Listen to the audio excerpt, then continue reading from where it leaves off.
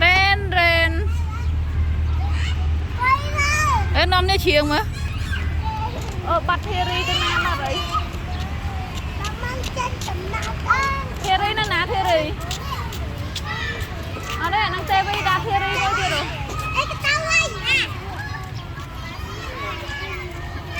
bắt Thierry cái nào mà đấy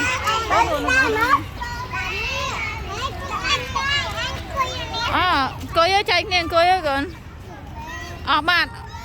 có lại mà đau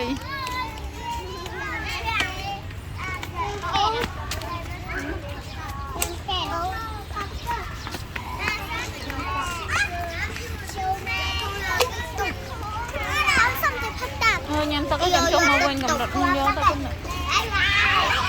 ê rớt ra đây xuống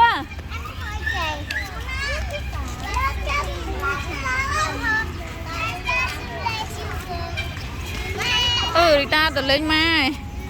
đi ta tao mà qua đây